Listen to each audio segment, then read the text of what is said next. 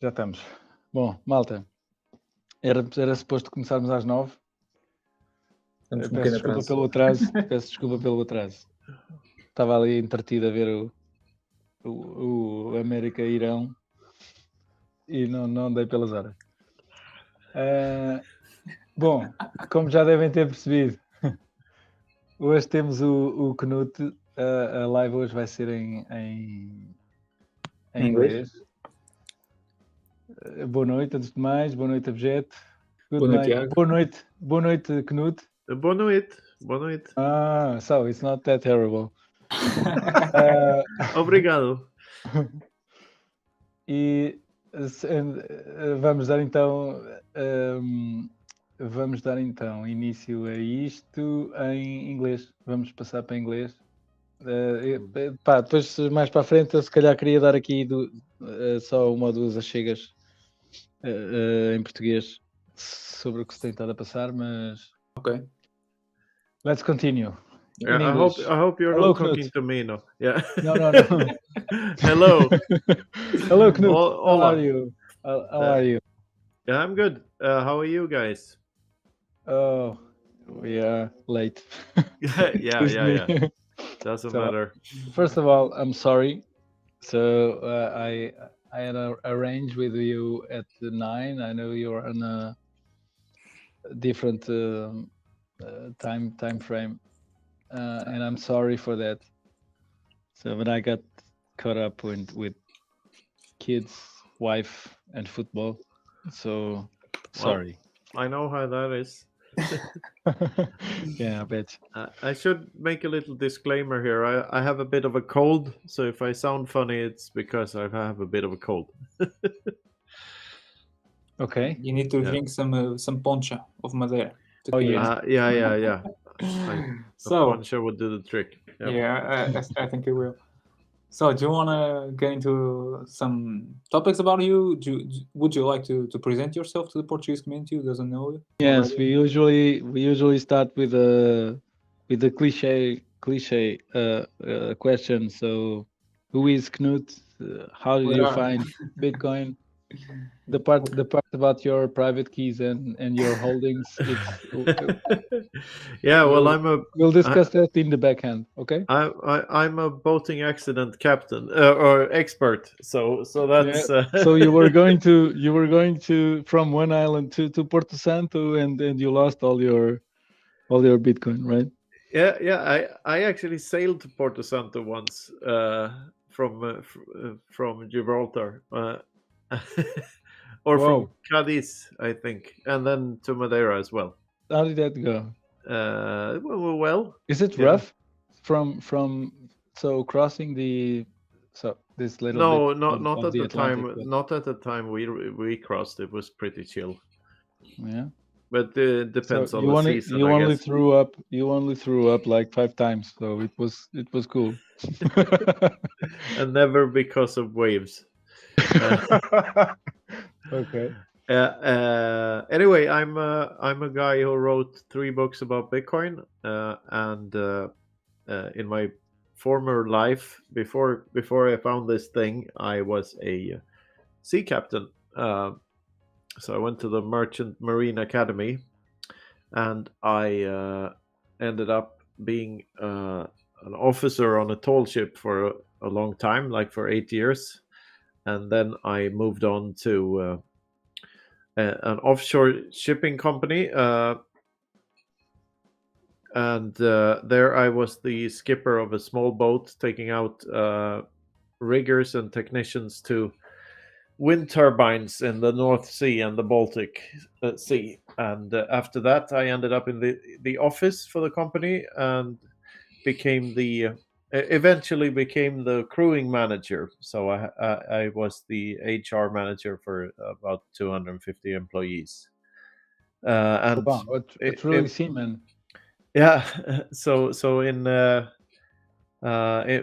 but parallel to this, I wrote books about Bitcoin in my spare time, especially when I didn't have any spare time at all, but was working all the time. Then when I came home, I worked a bit more and wrote books about Bitcoin. Funny how that works. Thank you for that. Thank you. So I wrote a book called or first the whole writing about Bitcoin thing started on when I was the captain of one of those small boats, because at that time we took out technicians to the turbine, and they were these particular technicians were inspecting the wings of the turbine. So they climbed up the windmill and hung from long ropes down the wings to inspect the wings, and that took a long time, of course. So we had to just go to another turbine and moor the ship there, and then we had 10 hours with nothing to do and a bad internet connection, and I get bored very easily. So after having played all the games on my phone, I started writing articles about Bitcoin. Excuse me, I have to blow my nose. Go ahead. So there's your face mask.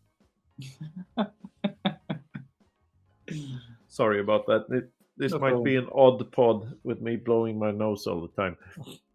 No problem at all. But anyway, so I started writing articles there. And after having done that for a year or so, I compiled the articles into a book. And I published that book, self-published the book. It wasn't edited or proofread or anything, so that was the only book I had attached to my name at the time, and I thought I can do better than this. If I'm going to be, a public profile on the internet here with my name on a book, I want the book to be good. So I started writing another book, and I had a New Year's resolution in 2019. Told myself to write a page a day for the entire year. And of course, I broke my New Year's resolution after 106 days. You always break those fucking resolutions. But because I felt the book was done, and that became the book or pamphlet that is called Bitcoin Sovereignty Through Mathematics. So I brought 50 copies of that book to Baltic Honey Badger in Riga, the conference in Riga, Latvia, that year, and sold half of the books and gave the rest away to important people in Bitcoin. And the rest is history. Now I do Bitcoin content full time. And the book is doing fairly well, and I've written 2 more since. The latest one is called Bitcoin Everything Divided by 21 Million, which is my second claim to fame. Yeah, that one took off. That sentence took off, at least. Yeah. and the equation that followed it. Yeah. So I must admit I haven't read it, so I'm sorry for that. We're plebs. We're stacking sets in the bear market. Yes. Oh, you mean so you can't afford a pamphlet? But you've told us you got into Bitcoin like what, around 2018, 17? Did you? Oh no, I was in Bitcoin way before that, but I started writing about it in 2017. Where did you first? I took a course in 2016 and then started writing in 2017. Where I did think you first heard about Bitcoin? I don't remember. You don't? I don't remember the exact point that I first heard about it, but I remember. What got you into it? Well, Andreas Antonopoulos played a huge part, as he did for almost every Bitcoiner in that generation. We all looked at Andreas talks, and so I must say, Dread Pirate Roberts probably got me into Bitcoin. Oh, then you've been here for a long time. And some articles from Jolly Roger, I guess. Probably they're the same people. they're the same person. But yeah. So I can say, like you, what was the exact moment or the year, probably 2012, maybe. But yeah, the way I got into Bitcoin, it was Silk Road, All right. definitely. Oh yeah. Grab web. But Uh, and after that, after your encounter with Bitcoin, some of the talkings you have with people, you end up approaching some known subjects to Austrian economists. How did you get into Austrian economics right after Bitcoin? How did you end up there and talking and reading and talking about it and writing about it as well? yeah. That's also a good question. I mean, I was always freedom-minded and thought about, political issues and philosophical issues around how humans are governed. And school never made much sense to me in terms of, the mathematics made a whole lot of sense, and physics and so on, but the social sciences seemed like, even back in school, I always thought they were, I had this thought in the back of my head: hang on, this isn't science, this is opinion. Yeah, this doesn't Yeah. seem right. Yeah. Which bugged me a lot. And then I recently remembered, because I saw some YouTube clip about Pink Floyd's The Wall. If Yeah. you've probably heard the album, but have you Yeah. seen the movie? Yep. Because I saw that movie when I was 16 years old, and Yes. I remember now. Objective wasn't even born yet. Oh yeah. So I remembered. Yeah, when I saw this clip a couple of weeks back, I remembered how big of an impact that movie had on me, and just the main character's father is killed in the war in the beginning of the film, and then there's the the next part of the film is the we don't need your education. We don't need Education. your thoughts controlled. No dark sarcasm in the classroom and all of Mhm. that, which is and the pictures to that It is a big resonates, right? meat grinder where all the kids are you know grinded into a mash, and I think that had a much larger impact on me than I thought at the time. So yeah. So when I was reminded of it the other week, it all made sense. Like that's when I started questioning school and governments. So I always had this skepticism of politics and governments in general, uh, and the school system. So and I knew about the Mises Institute and everything before Bitcoin, but I hadn't read any praxeology. I wasn't aware that this was a real science. I wasn't aware of the term praxeology. Yeah. And that wasn't until Bitcoin, and especially after Safedin and the Bitcoin Standard, What a great book. which, yeah, and that resonated very well with me at the time. And I was writing Sovereignty to Mathematics at the same time. As I read that when I was writing Sovereignty to Mathematics, or around the same time. At least I heard Seyfedin speak. And when I read the Bitcoin Standard, and he referenced all these books by Mises and Rothbard, so quite uh, not that long after, I started reading Human Action, and I completely devoured it. Yeah, and that's a journey by itself, man. That's a long It journey. is, and it was like reading Newton or something. It was like, holy shit! These guys figured this thing out. There is a way to explain subjective 50 reality. years ago, right? Yeah, as precisely as mathematics describes objective reality.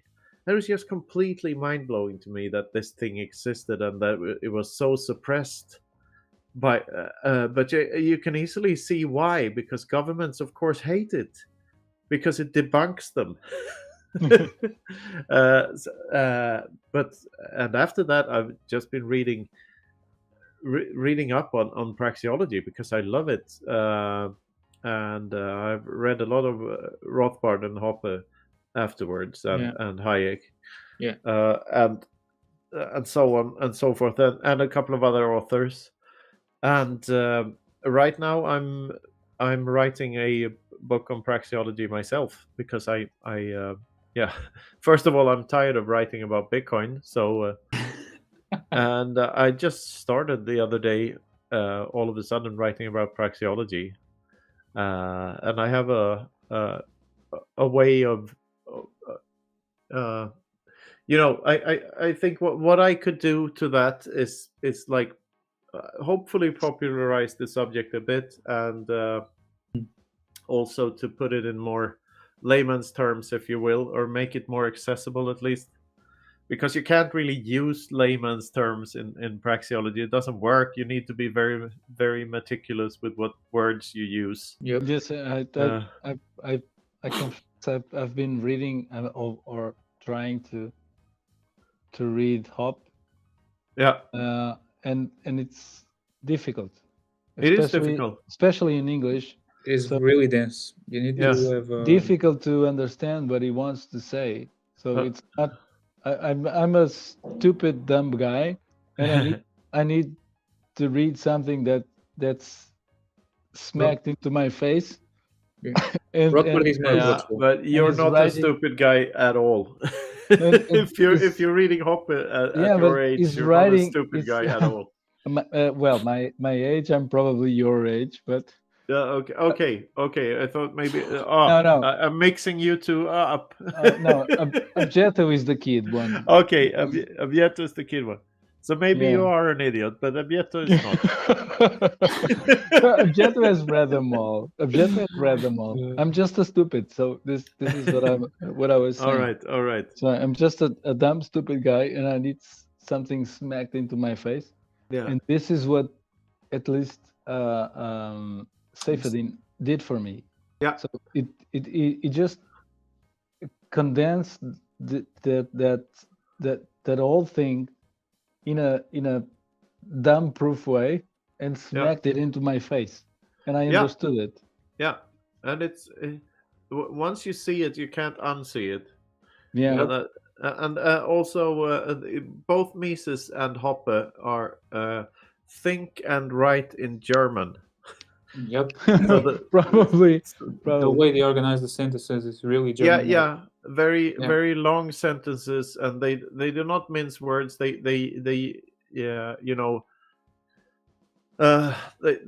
they lay it out as it is. There are no shortcuts in the sentences. They do not leave any words out, so Yeah. the sentences can be very very long and hard to follow if you're not used to that style of writing. Yes. Yeah. But yeah, what a Rothbard is more ride. approachable. Rothbard is more approachable. Very much. Yeah, but Rothbard is American, so his English is obviously Yes. So more American than you know what? So Uh, I was having dinner and thinking about this. Yeah. Because I was thinking, so we are going to do this the live, and we are doing it in English. So we are both Portuguese, me and Objeto. So you are Swedish, yeah. and yet we are speaking in English. Yeah. Okay. And so this got me thinking as in Bitcoin. So doesn't matter if you are in Sweden, Portugal, US, Iran, or China. So we can all talk Bitcoin to each Yeah. other. Yeah. It's universal that way. And Yeah. this was my dinner epiphany. Yeah. And this was it. So I'm like I said, I'm stupid dumb, and it ended there. So I kept on dining. So But what I was getting to. So it's much easier when you and English is also a stupid dumb language, and it's much easier when you express yourself in this universal language that is English, whether we like it or not. And English is really simple. It's a simple dumb language. Well, it's dumb in a sense, but it's also it's easy to form to articulate whatever you want to say in English. There are so many options. Like I hate writing in Swedish, for instance, because the rules are much more unclear, and Yes. it's harder to paint a picture with the words. And with English, there are so many synonyms and like uh, and it's such a fun process to you know try to be better at writing stuff in English. I love the just as an exercise for my brain to write about complicated stuff in English. It's very rewarding. As is talking about complicated stuff in English, and I think we may since we're not native English speakers, that many non-native English speakers this may see it as a disadvantage to not be born into the language. I don't think But so. I think it's the other way around, because Mhm. we have another perspective from the beginning, and we're forced to learn a different perspective by learning the language, because I don't think you can actually know a culture until you know the language, and on a quite deep level. It's hard to Yeah, know the probably on a deeper, intricacies of probably a on a culture. deeper levels. Yeah, Yes. and I would say I know British culture just as well as Swedish culture at this point.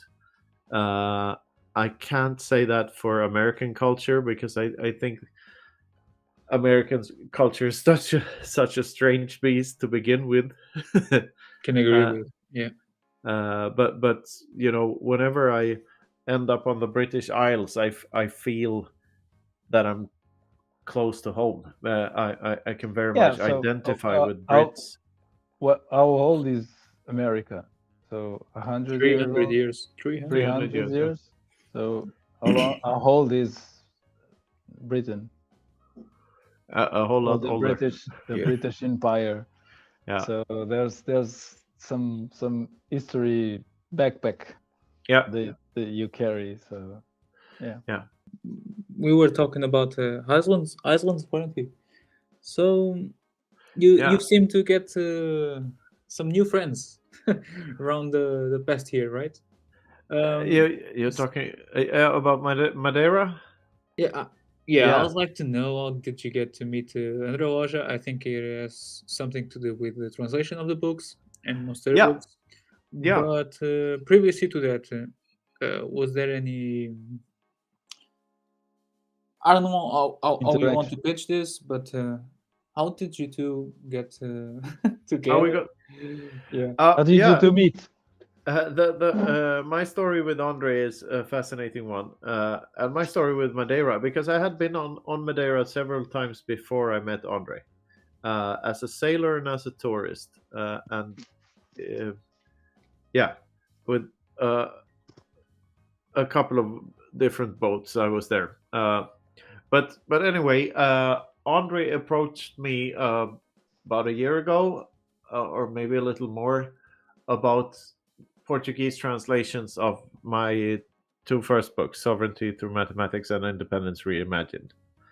And he was a very nice guy, and we wrote two contracts, one for each book, and they got the translation rights. Uh, and then we both went to Miami. And as you probably know, Daniel Prince was sort of Mhm. the spider in the web there. That me, I go back a long time with Daniel, or a long time in Bitcoin terms, because I was on his pod. I think I was his fourth guest or something, or his sixth guest or something like Whoa. that. So and we've been friends ever since. And he's so great at matching people together, and he's a walking dating service. He For Bitcoiners. yeah, so he ended up in a plane with Andre and President Miguel from Madeira, the Madeiran Yeah, president, Miguel Albuquerque. Miguel Albuquerque, and also Albuquerque. Prince Philip of Serbia, Yeah. who had just come out on Serbian national television as a Bitcoiner. So they all go by a plane to Miami, and I'm here traveling from Spain, and I almost didn't. I almost couldn't get there because they wouldn't allow me on the plane to Miami, which was a pity because I was invited to Michael Saylor's dinner, and we had booked an apartment for a lot of money on Ocean Drive, and I was like, I need to go to Miami. I can't miss out on this. But I spent the night in Madrid because I had only one shot of the vaccine. Don't And talk I about that. refused to Don't take a talk about second that. one. But one shot gave you a vax pass in Europe, but not in In the US. not in the US. Yeah. But then I came back the day after, and let's just say the problem was solved. so so I managed to get to Miami anyway. I can tell you guys that the rest of that story at another time and another place maybe. Yeah. But Yeah.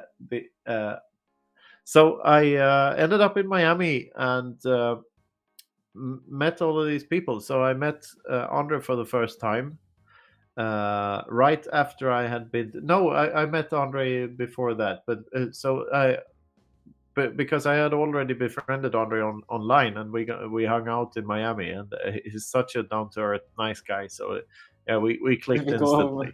Typical. Yeah. We Yeah, had Bitcoin. Andre here Yeah. also. Yeah. A few months ago, probably. Yeah. It's a really cool guy.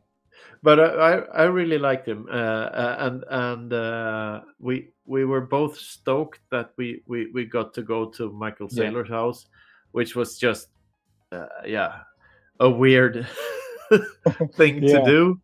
I've never visited a billionaire before. Yeah, but it's for you. It's probably like you see, it's a fucking honor to have you here on the podcast. So for us, at least for me, and I probably speak for Abjeto also. So we look at you. You have this projection, and at least on our Bitcoin Twitter bubble. Yeah. But so we are. You have a voice. You have a voice. We're having. That's good. We're Thank having you for Knut, that. We're having Knut on the podcast. Whoa! So That's the message that I sent Tiago. for yeah, you, but that was the whole Miami experience yeah, for me but was for very you talking weird. about being in Sailor's house, this Yeah. is a whole new other level. So this Yeah. magnitudes above. There's always a bigger fish. Huh? Yes. But the whole experience in Miami was pretty weird for me because my rise to fame, or whatever you may call it, or where I got my 50,000 something followers during the lockdowns and the COVID crisis. So I couldn't. I didn't really know the magnitude of it until I went to Miami and everyone recognized me, which was a very, very weird feeling. It's a good feeling, but still very weird. I have one story. I met a guy on the street. So me and Fractal and Crypt were sitting at some cafe downtown, and all of a sudden, this very American-looking guy stops and takes off his sunglasses and looks at me. and he looks a bit like George Costanza from Seinfeld. So he looks at me and takes off his glasses, and he's like, Knut Svanholm, and I'm like, yeah. Yes. And he points to himself and he says, Greg. It's I'm like, me. and I'm It's me, like, George. It's me, yeah. George. So I flip through names in my brain, and I'm like, Greg, question mark, and he points to himself again and says with even more, Greg, and then I realize who it is. So the Greg. So I'm like, oh, The Greg from the meme crew. Fuck you, Greg. Yeah, fuck you, Greg. So it was Greg Sash, and literally the first words I ever said to him was "Fuck you, Greg." Before I even introduced himself to me. So fuck you, Greg, and that was a great moment. Let's just recapitulate that. That's meeting Greg Sarge and telling to fuck himself. Yeah, that's It's living the meme. Yeah, it's wonderful. Yeah. But let's recapitulate. So you've gone to the plane to Miami. Yeah. I'm in the middle of the story here, so I'm gonna get to Madeira. It takes a bit of time. No, but the president, did you know the president was going to speak in Miami in the plane? Like, did you have the? Yeah, nobody from Portugal knew. You know? No, about that, right? but Daniel told me, of course, and Okay. Andre told me. Okay. So because they wanted, So the day before we went to Sailor's house, I met Miguel for the first time at the Swan party, where it was just celebrity after celebrity there. So and we crashed the party. Me and Bitcoin Mechanic just walked in, and a lot of plebs crashed the party. I think it was like a $5,000 fee to enter or something like that, something ridiculous like that. We didn't. So good times. And after that, we went back to Europe, and shortly after, I knew Daniel was going down to Madeira. I had plans on going too, because Andre was there, Nico was there from the Consensus Network. He wanted me to come there as well.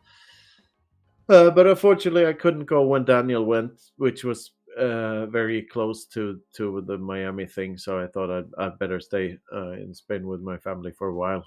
They couldn't really join either at that time. But then Christian Ander, the CEO of BTCX, which is the first Swedish exchange, visited me here down in Spain, and I had met him in the middle of the winter in a cabin in Norway with Hodlonaut and Eric Dahle and a couple of other guys that ended up there. What a legend, man! Yeah. So that's how I knew him, and he had some connection to Malaga, and he drove up here in a rental car and visited us here, and we had some good times and decided to go to Madeira, the both of us. This time to Orange Peel the president, right? Or was he already Orange Peel? No. This is just me and Christian. We went down to Madeira in May, and met with Andre, and Andre told us about that he's. We met the president then too. Yeah, for a short coffee. So I was there with Christian and Andre and Nico, and just had an initial meeting. And then Andre told us about he had invited all of these other people to come to Madeira, including Jeff, who also came and paid me a visit here down in Spain about a year ago. So I heard about this big meetup of prominent Bitcoiners in Madeira in June, and of course I wanted to be a part of that. So I told Andre, whatever I can do for this organization, I'm totally on board. But I've written all these books now. I don't really have any plans, so this is it. No, but before that, the president got into Miami and got transferred there. I think no. The story about the president in Miami is that he was properly orange pilled by Michael Saylor at Michael Saylor's house. You think so? You think he succeeded? No, I think so, yeah, and he definitely succeeded at orange pilling a couple of people in the cabinet. That was the president's entourage, who were also there. Okay, he wasn't And also he was at Seyfedin's dinner, where he was well taken care of by Jeff Booth and a couple of others.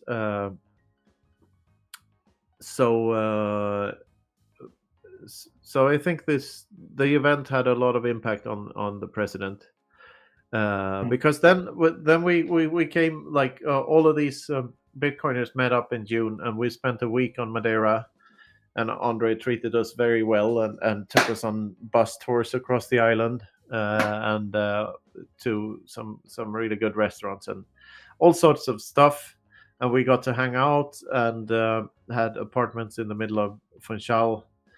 And we were invited to the presidential palace for a 3-course meal, and a coffee afterwards, and had this great conversations with him and with all sorts of other higher ups in the Madeiran parliament. Yeah. So we met with the International Business Center and the Secretary of Finance and all sorts of people. But And the organization was formed, which then became Free Madeira, which we announced now in Amsterdam here in October. So freemadeira.com is the address to the website where you can read more about the project. So yeah, we're working full time on making this thing happen. Yeah. Or full time and full time. We're working part time, but we're working hard to make it happen. You think Madeira may become the El Salvador of Europe? That's the dream, right? Yeah, but the places are very, very different. I happen to believe that sooner or later the entire world will be on a Bitcoin standard, and there's nothing anyone can do about that, because it's just a matter of time. Once you see this thing for what it is, and once you experience how much better you life, can unsee it. No, Yeah. Life becomes so much better with Bitcoin than without it. So it's just a matter of time before that happens. But the way I see it, and the way I defend working with a government to myself is that we have two ways of hyper Bitcoinization is happening regardless, and we can either have a smooth transition or a rough transition, and I prefer a smooth transition, which is why we should do the Trojan horse thing. And so we had a Brazilian guest one time, Renato Moedo. I don't know, you probably don't know it.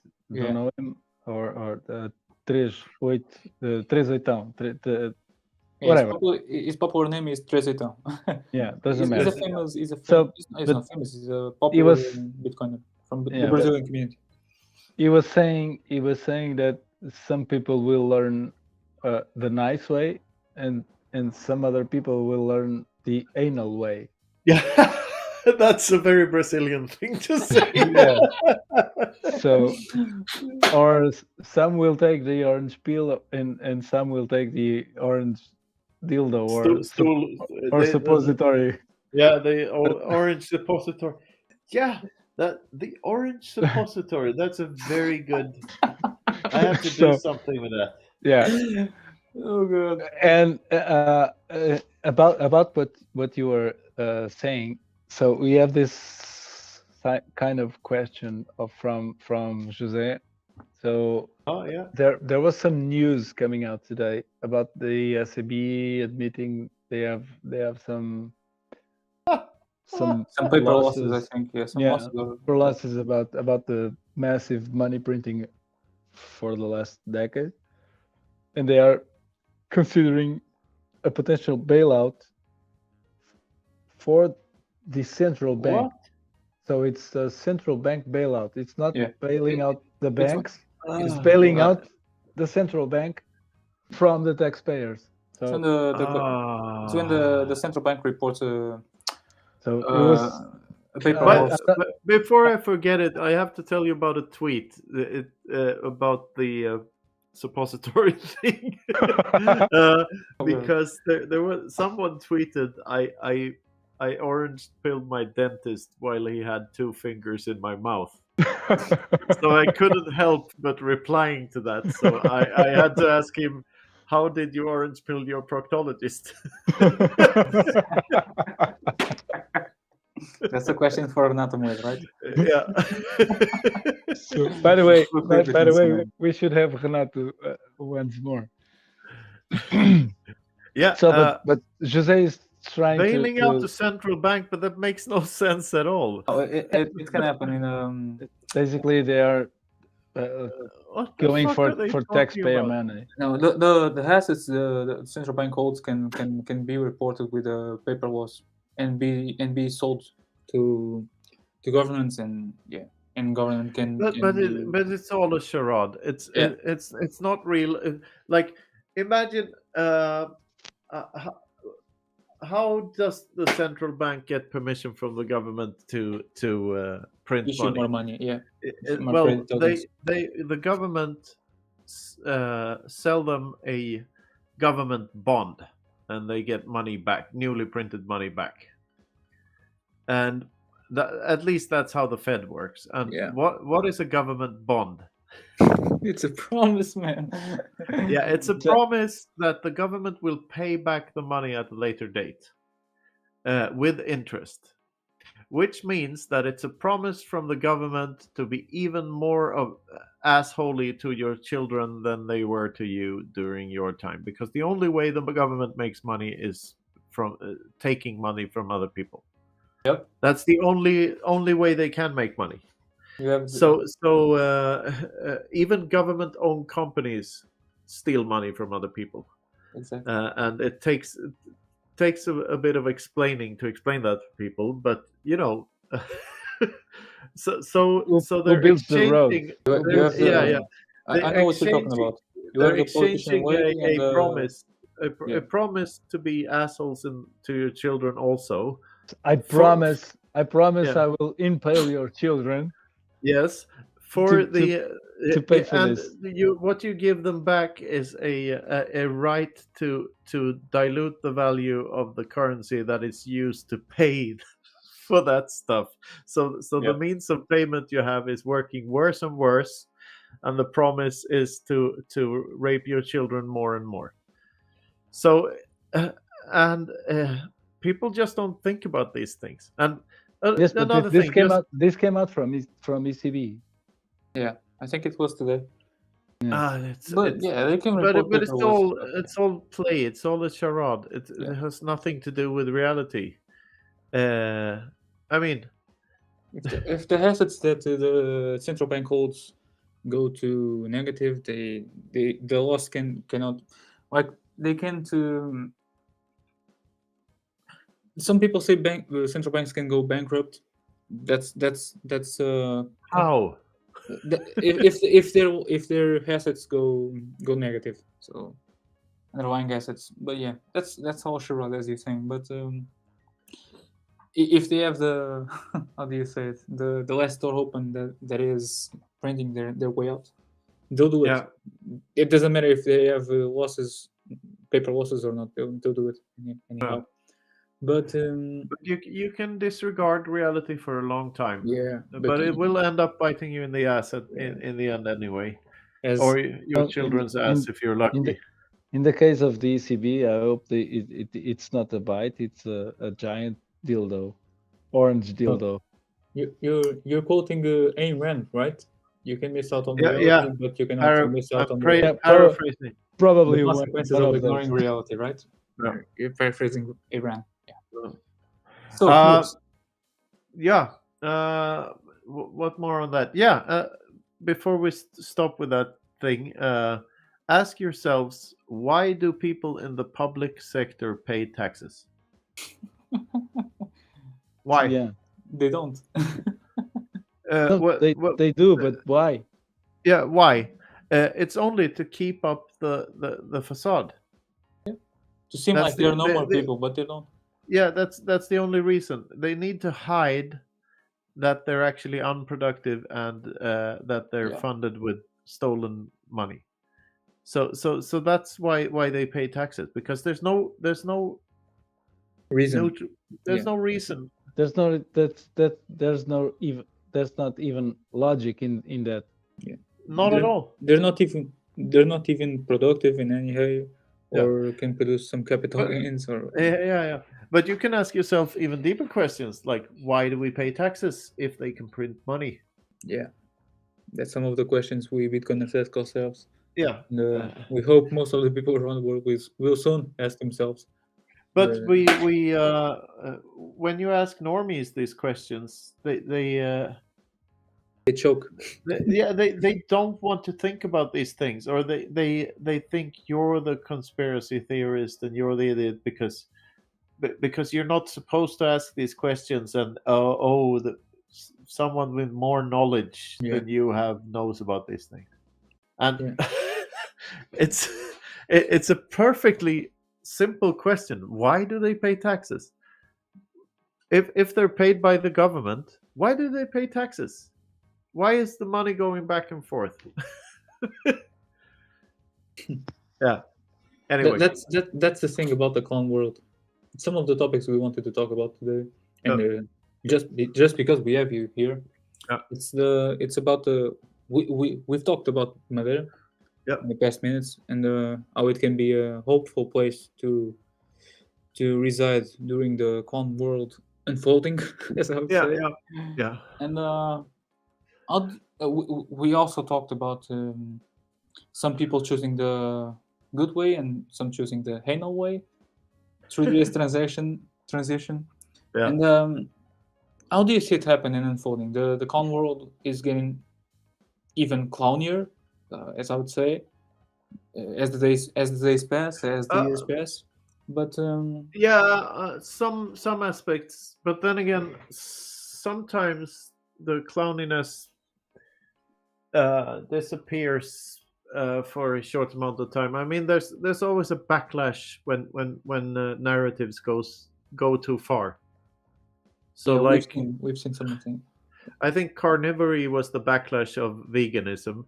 Yeah, So when people went too far in one direction, there comes the pendulum swings the other way, and someone goes too far in that direction. So every reaction is an opposite reaction. yeah, and often with humans, we tend to take the one extreme position or the other, and there many people would call me an extremist for not wanting the state to exist at all. But I would say that's the origo. There is no politics, and then all politics are to the left of that origo because all politics are tax funded. So I'm just neutral. But how do you see it unfolding around the world? Do you see The clown world. Yeah, the clown world and the transition to Bitcoin. We talked about the possible ways of going through it, the easy way and the hard path. Yeah. But, Well, I love this guy Neil Oliver. If you've seen him, the Scotsman Neil Oliver. the Scotsman who talks about the climate agenda and the vaccines and everything, and all of these things being false narratives. At least that the notion that politicians can solve the problems is false. Yeah, and giving him more money to solve the problems. They are really created. Yeah. Problems are very rarely solved by communism. Or central planning, you very seldomly gain more freedoms from being obedient. That doesn't work either. So yeah, but how it's going to unfold, I mean, I can't predict the future like that. I know that we have this tool now that makes us sort of impervious to some of it, but I think like the governments almost went too far with the COVID measures. So there's a lot of people now that are questioning the legitimacy of them on a whole different level than before the lockdowns. But then again, they're still there, and people still believe in them. And the thing is that without Bitcoin, they can't do very much about Yeah. You can't resist. governments. Yeah, you can't resist it. No, you can't resist it because you're playing that game. Yeah. So you need to, and we're all guilty. Like whenever we use, if you're really hard on yourself morally, you should go the extreme route and accept nothing but Bitcoin as payment for your goods and services, and Yeah. buy nothing that isn't sold for Bitcoin or being bartered. Because every time you use any other currency, you're indirectly stealing from your children and financing the state. yeah, you're doing an immoral thing whenever you Yeah. use a euro or a dollar. You're being very immoral, Yeah.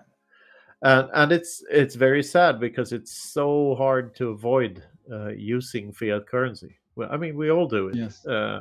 because we we have to live, and this is the mainstream. This is what almost everyone thinks is reality. But there is a parallel reality, and we can opt out, and we can migrate to that reality, and we could all be better off. It's getting even easier to do that, right? Day by day, it gets easier. Yeah. Yeah, and So- I'm just glad I found this thing at an relatively early stage, and that because right now it feels like I have a front row seat to the future of mankind. Like Yeah. I read an article of yours like uh-huh. 2 days ago, maybe on Bitcoin magazine, maybe. Oh, the It was kind of similar vision to Jeff Booth's vision about the future. So you were talking about scaling and the Lightning Network and whatnot. So two questions. What do you think about or maybe three? So what do you think about this? So I'll save this for the last one. But how do you see the Lightning? How do you see that unfolding? So basically, give us the gist of that article, and lastly, how do you see this whole replaced by fee thing about full RBF thing that's coming out in Core 24? Well, that's still optional, so I think there's a lot of FUD about that. And to be honest, I'm not that well read up on it, but I'm not scared about that. I think there's, like always with Bitcoin updates, there's a lot of FUD. Yes. I mean, yes, if you want zero conf, just use the fucking Lightning Network. So yeah, and that's what it is for. I mean, you shouldn't want zero conf anyway. yes. So why would you rely? I wouldn't rely on it in the past. So why would I start now? Exactly. So and how do you see the Lightning Network? I mean, the Lightning Network works. Sorry. I've been using the Lightning Network since it came out in 2019, and it works. It worked good then, and like it's almost flawless now. I very rarely have any issues with it. Yeah. And of course, I use all sorts of solutions. So many custodial ones, and well, I'm confident it will take over the world once people realize what it is. Yeah. I just downloaded an app the other day, even yesterday, I think, called Tweetoshi, which is basically. I had to give it a lot of permissions, which felt a little odd, but sorry about I know some guys on the team, and I don't think they're bad actors.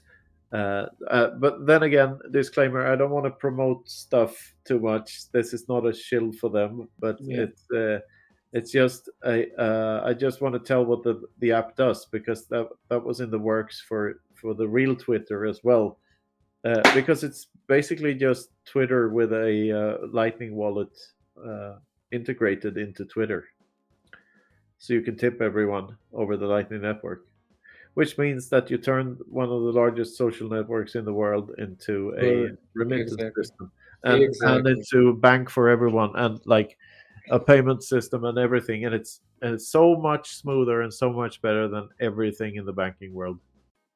So what's going to stop that? Yeah, less friction, less costs, more speed. Yeah, and the ability to tap into the entire fucking Yeah. world. Yeah. Just Uh, in a couple of seconds. yeah, I just announced that I was using the app, and I won't tell you how many sats I received. It's not that many, but I received sats from like what's that? 15 people, 20 people. Just by telling them I was on the app. So yeah, it's the the things that are going on in Bitcoin and the fact that people are not aware of it is just mind blowing. Yeah. It's like Imagine that integrated into a WhatsApp app or a Telegram.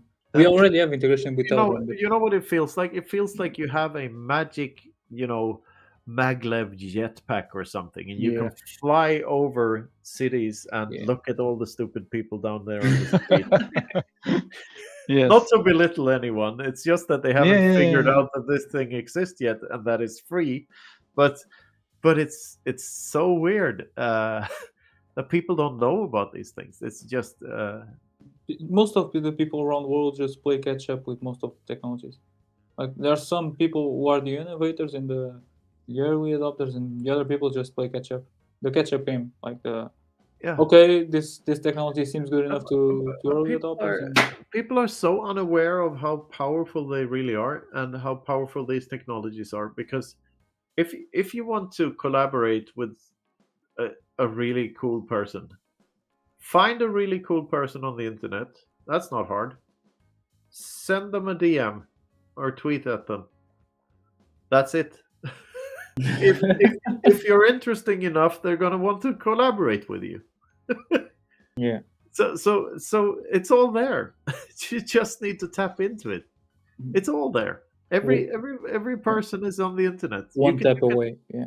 Yeah. So so that's why I'm hopeful about the future and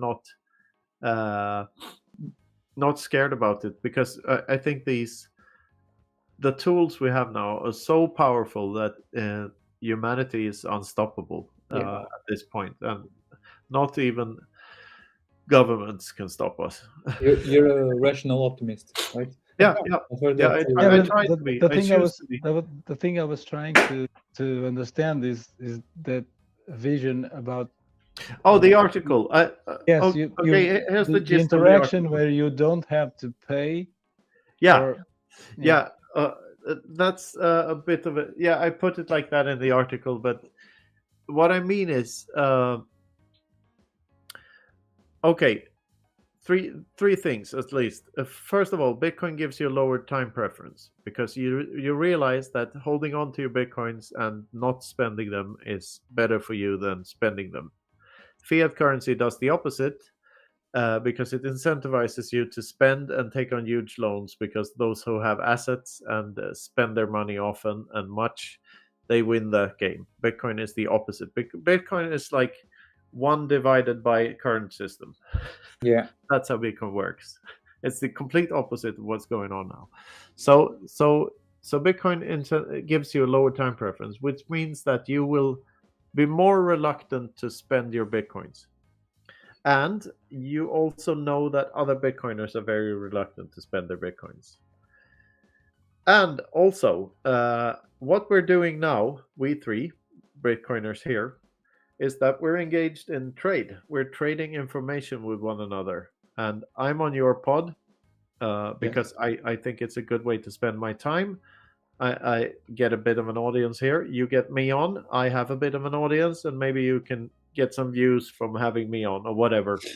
But it's a trade. We all win. Yeah. We all win. Yeah. And we think it's a fair trade. That's an Austrian perspective. Some people around the classical way of thinking about economics wouldn't think that about this that we're having here. No, they would think that some of us is getting an edge in this trade, and not the Austrian perspective. Like we Austrians agree that we're both winning with this trade. Like both parties in a trade have to think that they're winning. exactly. Otherwise, the trade doesn't happen. But classical economists are So we're engaged in trade, and we do this for two main reasons. We do this for us to succeed, but we also know that if we help other Bitcoiners succeed, we help Bitcoin succeed. So if we help other Bitcoiners, we help Bitcoin. Yes. That's and we know after having been in the Bitcoin space for a long time, you get to know the other Bitcoiners, and you get better and better at weeding out the bad seeds. So you can instantly tell when people are shitcoiners. For instance, if someone says they're in the industry, they're a shitcoiner. If someone has a "I love Bitcoin, I heart Bitcoin" T-shirt, they're a shitcoiner. So like you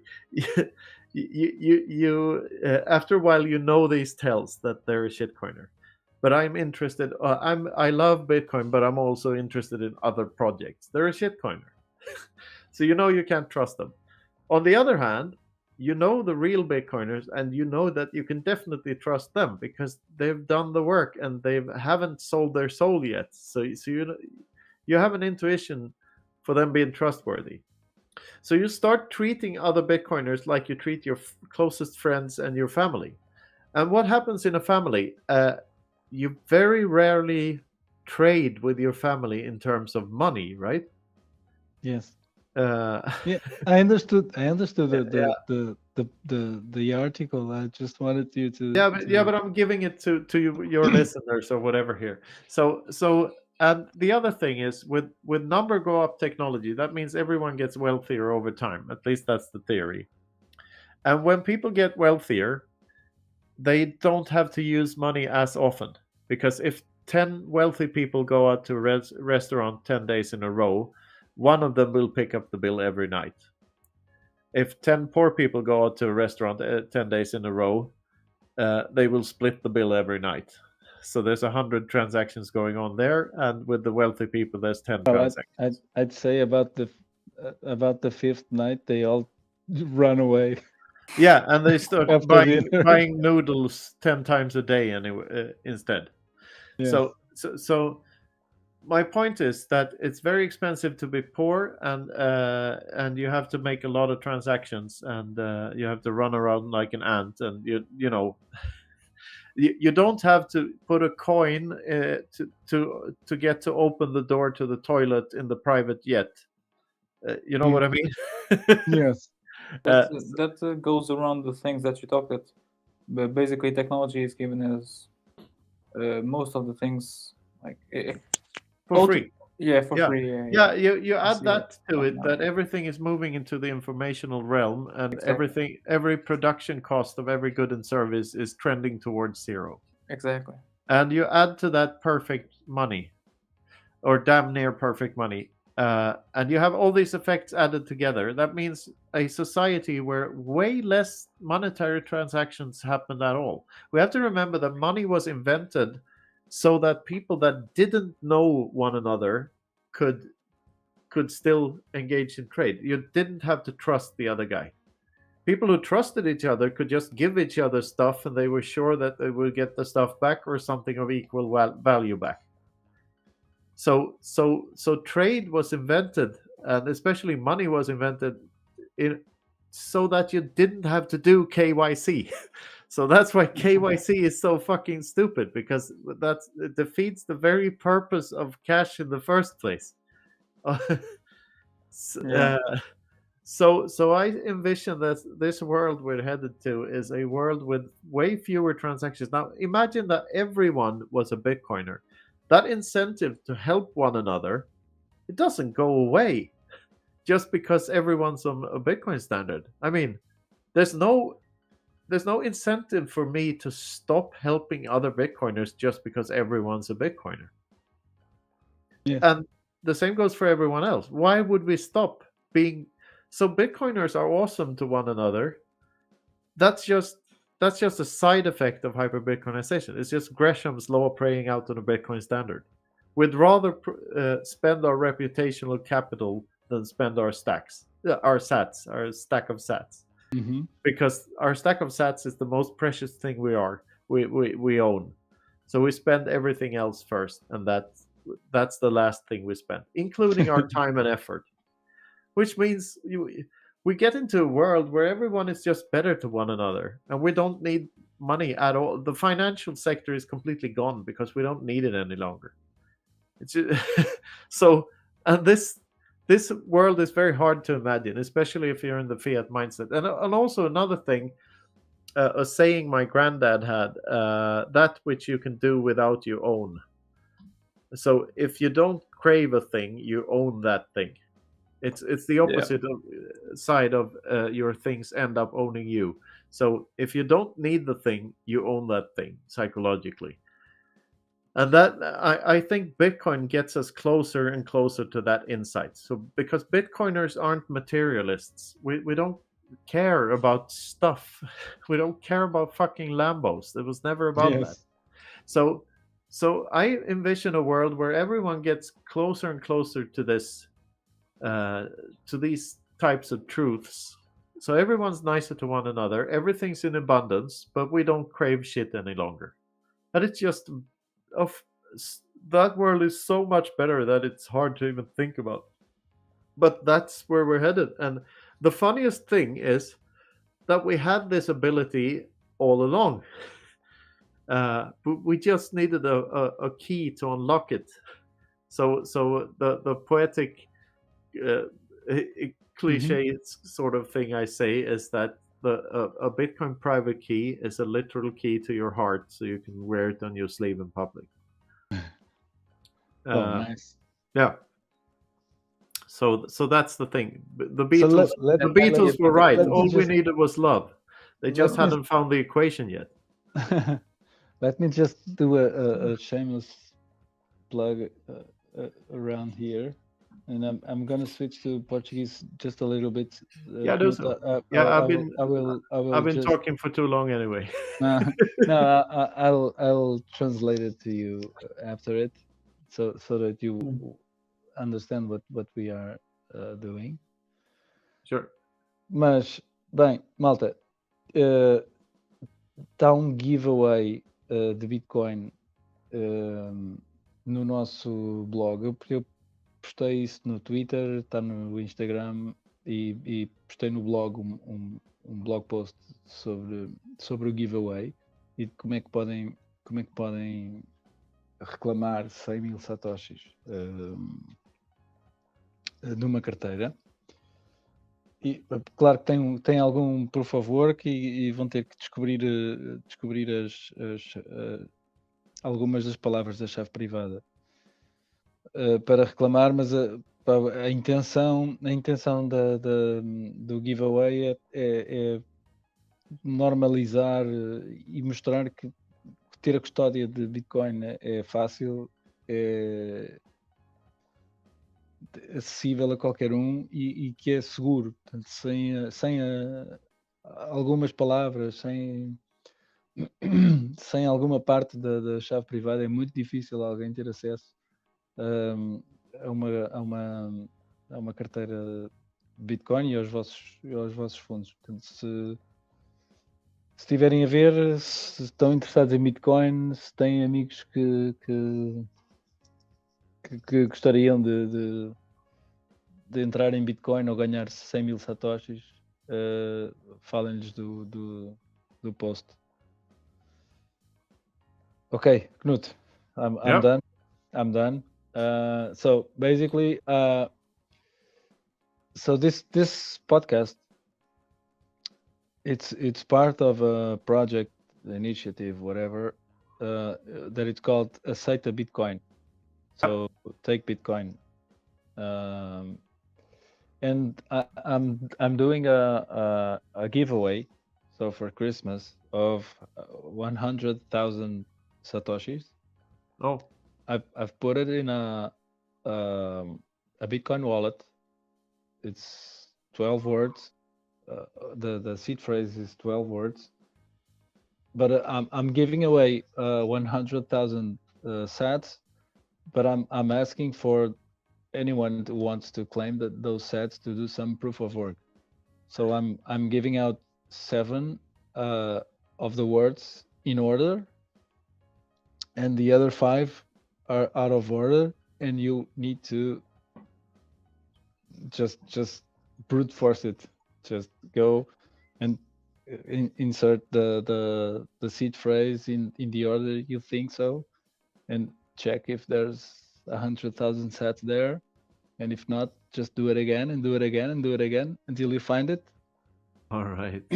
So the goal, and this is what I was explaining, the goal is to show that Bitcoin custody is an easy thing, and it's not scary, and it's not for just for tech bros or people who have some high T degree or whatever, and and that it's actually secure. So if you don't have the keys, and if they are not in order, it's pretty fucking difficult for you to get the bitcoins out of there. So with 5 words left from the 12, I do believe it's 120 combinations, possible combinations for the words to find the correct one. It's way more than that. No, I'm giving out the last 5. No, some of the just the not other in ones order. don't It's work. just the order. Okay. So No, just but- the order. It's not 5 out of 20,048. Okay. I will give the 5 one just out of order. Yeah. So I would just say, so the last 5 are these ones. So just, What are the first 7 ones then? I will give it. I will You want put to it out. participate in the giveaway? I will put them out tomorrow. Knut wants to participate. Tomorrow I'll put them out. This is Yeah. fun. Yeah. All right.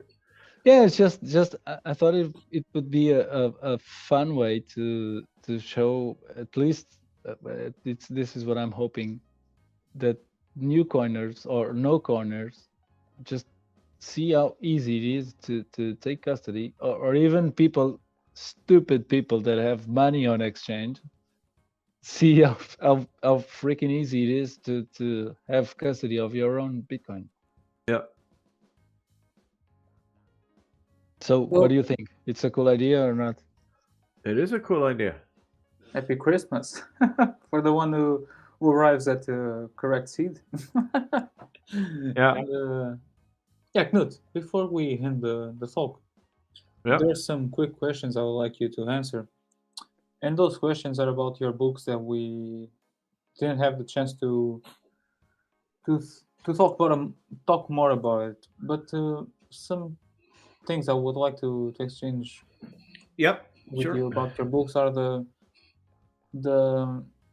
topics around the sovereignty through mathematics. Yep. What do you mean by this, and can you explain why this is so important, and how Bitcoin gets us through that way? Like, wasn't sovereignty possible before we had Bitcoin, and why is mathematics linked to sovereignty? Yeah. There's a lot to this. I mean, I view Bitcoin as the first thing that can't really be stolen, because we erased the barrier between knowledge and ownership, so you can store the Bitcoins in your head, and you can store not only 12 magic words, but you can store the location of 12 other magic words, and you can store whatever information in your head that can lead directly or indirectly to some Bitcoin down the line somewhere. Which means that even if someone puts a gun to your head and says, "Give me all your Bitcoin," and you give him your Bitcoin, there's that attacker has no way of knowing if he actually extracted all your bitcoins from you or not. So you can give him a tenth of a percent of a bitcoin, of all the bitcoins you have, and that can be worth a lot of money. So hopefully the thief is happy and goes away. He can kill you, and that makes He it goes empty-handed. that makes he has no incentive to, because that doesn't enrich him at all. He would just be poorer because he just put himself at risk of being investigated for murder and vengeance and all sorts of stuff. So Yes. it's very costly for him to commit Murder. It's commit costlier murder. to it's costlier to It's always costly to attack someone. So the thing is, we haven't removed violence from the equation completely, but we made violence a lot less profitable. exactly. Because this is on every level of society. Because if you want to extract value from a Bitcoiner, the absolute best way of doing that is to provide them with something of value back. Exactly. So if you provide them with some value, they'll be happy to provide you with value. And the earlier they were into Bitcoin, the likelier it is that they own a lot of Bitcoin, and like that they will the more likely it is that they made a huge profit already, and that they are willing to give up some of it for whatever you're offering them. And as I said before, every person on earth is just a click away. So it's so easy nowadays to get some value back from just giving someone else value. So can I Yeah. ask one more thing? How how much importance do you append to the fact that now property is related to mathematical laws, and do you think that Yeah. that was one way street that we cannot go backwards? Like, I think it is, but we have to realize what this is, because as you know from praxeology, you can probably figure out that I don't believe in intellectual property. yeah, me too. Because things that you can copy infinitely aren't scarce, and therefore does not have to be, or Exactly. should be economized. So software should be free, and books should be free, and podcasts should be free. That's what I think. I think there's no good moral case for making them expensive. Economics only apply to scarce goods. Bitcoins, when I say that they're scarce, I'm lying, and when I say they're finite, and that it's just that you can own information, it's really a lie. It's just that it's very cost. What you own is a secret. So it's information, and anyone else in the world is free to. You're basically just memorizing a very long number, and anyone else in the world is free to guess that number. And if he guesses correctly, he also gets access to that Bitcoin, and there's nothing morally wrong in that. It's just that guessing the number would take so much time, so no one will even start trying to guess that number, because the odds that they will find the number are so infinitely small. So it's pointless. The activity is pointless. So and so that's how we achieved property in the intellectual space.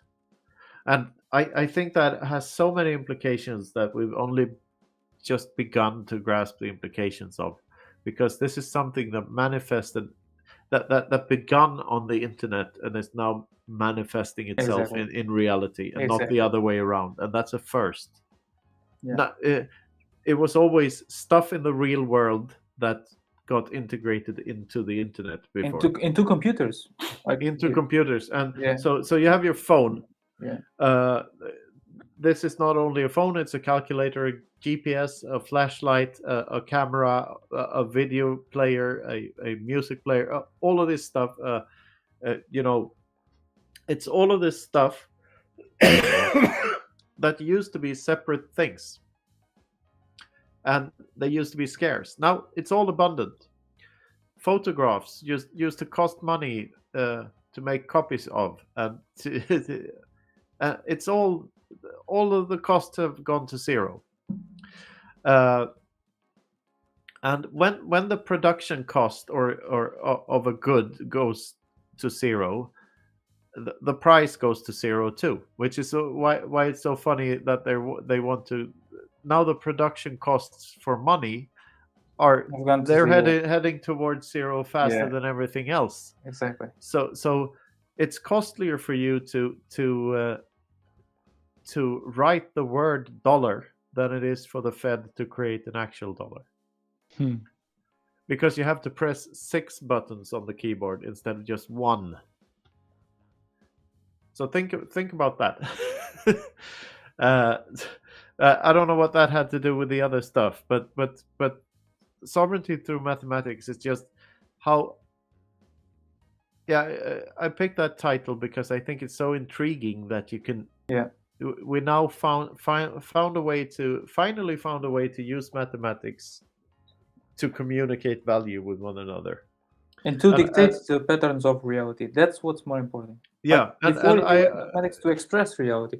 Now you dictate reality through mathematics. Like exactly, and you can express, you can manifest stuff in the real world. You can really live the meme, exactly, literally, and it's profound.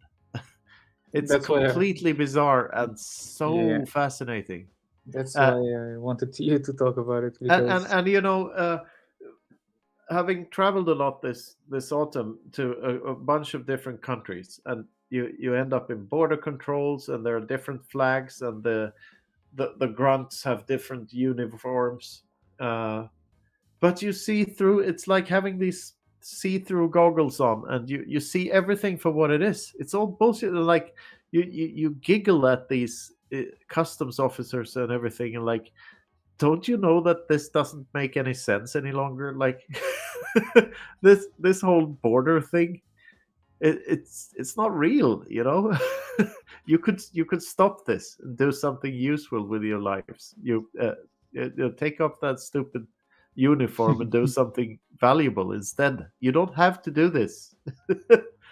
And you know, once you see it, it's obvious that sooner or later everyone's going to figure that out, because we have this tool now. We don't have to take orders anymore. And it's so liberating, and it's so hopeful. Yes. So especially liberating. Yes. Yeah.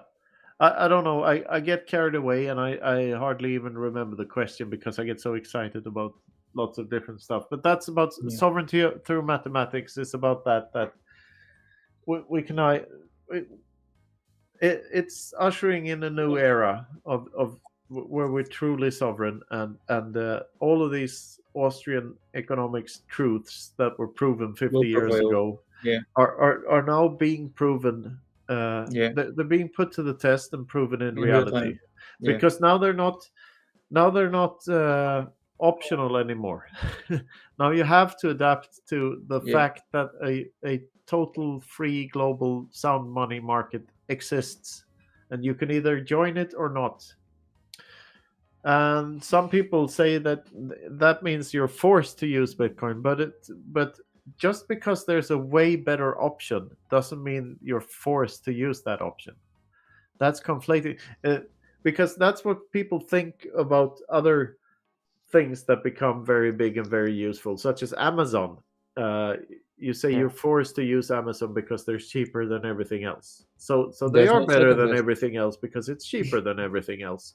But the difference between that and Bitcoin is that Amazon had a a lot to gain from being closer to the monetary spigot than other companies. So it's an artificial monopoly created by a connection to the state.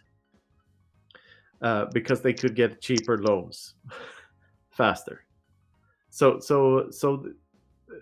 Facebook and Google and Amazon aren't really good examples of a functioning free market. They're to some extent they are, but they have been corrupted by the fiat system. They're not market monopolies. They are government monopolies. Government enforced sooner or later they become co-opted by the government, and they at least they have to play ball, and they have to censor themselves in China and all of this bullshit. But Bitcoin doesn't do that. Bitcoin cannot do that. It's a feature, not a bug, that Bitcoin cannot cave in to pressures. It's impossible for Bitcoin to do that, and that's what now we have to face that there's a rule. Call the office. You can call the office of Bitcoin. No, you can't do anything about it. It's gonna do what it does. Sorry, I want to talk to the boss. I want to talk to the CEO. We can raise the price. Yeah. Like a psychopathic clock, tick-tock, next block. It's gonna do what it does, and regardless of what anyone thinks about it, and it is a rule set that gives you absolute equality of opportunity. That's what that looks like. It's not what anyone thinks is equality of opportunity is. It is what equality of opportunity is, because the rules are the same for absolutely everyone on Earth. Yes. And I think that's beautiful. That means we've finally found rules that apply to everyone and not just to some subset of some region. Damn. Yeah. End of rant. So, Knut, we don't want to exhaust your voice. I see you are recovering from we call in Portuguese gripe. Go drink some poncho while you're in Madeira. It's even worse. It's even worse is male flu. Like, the bad thing. The worst thing you can. Cold. Yeah. It's the worst thing you can get in the world. Yeah. Man, COVID is bad too. I don't know. I have no clue. It has been a great honor to me and to Tiago to have you here. We see you with the great responsibility coming years to try to orange peel more presidents. I hope so. Yeah, me too. If you can orange peel more Portuguese presidents of some yes, please do.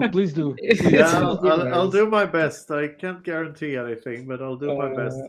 But yeah, thank you for your time and precious words. And yeah, I hope the Portuguese community takes something from this, and the word gets spread around the Portuguese plebs, and maybe some of the shitcoiners they aren't shamed of being shitcoiners and then Bitcoiners. Yeah, I have a guest suggestion for you, by the way.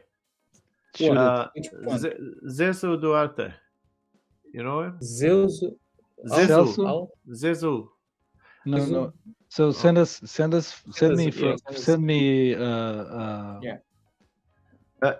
DM. But from Brazil. So he speaks Portuguese. Nice. But some Send me Portuguese a DM. don't want to dox themselves. They don't. Maybe most of the Portuguese, most not, but some of them, of the most prevalent plebs, don't want to dox themselves and don't want to appear on podcasts or to. It's respectable. So. Zezu has no problem with that, I think. Okay. But thank you for your time. Me and Tiago are really proud of having you here. It has been thank you, great guys. journey for us to. It's an achievement. You're good hosts. You made me talk. We're doing the pleb work. We're just chilling and. That's the goal of the podcast. Did you see my podcast, by the way, the Freedom Footprint Show? The Freedom Footprint or the Base in Madeira? Freedom Footprint Show. No. haven't Yeah, seen it. I'm doing an episode a week of that, and I just had we just released an episode where I interview Max Hillebrand. So yeah, have a look at that. Freedom And footprint. yeah, the handle is at That takes us Footprint to Show. the last question. Yep. Oh, I see. Oh, that You'll takes find us it to on the last YouTube question. as well. Yep. That is, where people can find you, and where are your books sold at? Twitter handle. Yeah. Just- yeah. All my stuff can be found from knutsvanholm.com, and you can find the links to my books there. My books are on Amazon, but they're also on the Consensus Network. That's Consensus with a K, where you can find a lot of translations of books. And I'm working part-time for freemadeira.com. That's the organization on Madeira. So those three places are good places to start. And of course, follow the Freedom Footprint Show. Yeah, from the Consensus Network channel. Yeah, I've seen it. Yeah. I've seen it. And what else am I doing? Or where else can you Writing find another me? book? Yeah, I'm working on another book. I'm just edited a new manuscript for a new video with Joni Appelberg. If you've seen those little animated videos we make every now and then, there's another Those one are of those great. coming soon. Those are great for spreading, because they don't touch on Bitcoin directly. They end up touching on Bitcoin, but they go through another route. Like, they're really catchy as well. Like, those are Thank really you. great videos. Yeah, I'm really proud of those, and I love collaborating with Joni because he's so good at what he does, and it's such a humble guy. divided by Everything divided by 21 yeah. million. I came the from that. video. Yeah. It's fucking great to show to the family and close friends and everyone. Like, send that video to everyone on WhatsApp friends list and see who answers. And everyone just looks at, oh no, it's him again.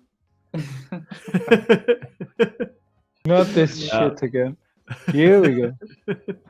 Yeah, my blessed cousin. Yeah, it's been another for us. We don't want to waste more of your time. We'll just bring up the champagne and the girls, you know. Don't throw a part in the backstage, and while don't hang up. We'll just bring them over. Yeah. Good luck with that. Don't forget to tip them in over Lightning afterwards. Of course. We have them. You know how they brand the. Yeah, I'm not gonna go there. So forget it. So we do that with the QR code, and it's a Lightning an LN URL. So you can tip them right in the. Oh yeah, I get it. So you see the picture. So I'm not gonna say it because I'll get canceled tomorrow. By his wife. So I send it here. All right. Let's just say goodbye to everyone, and we'll meet you in backstage. In Portuguese now. Muito obrigado. All right. Obrigado. Aqueles que compareceram, enfim, uma honra para mim, para o Tiago, estarmos aqui e ter o Knut como convidado, e aguardem por um próximo episódio, porque nós também não, né? E é isso. Bem-aja e portem-se bem. Stack sets, stay on wall.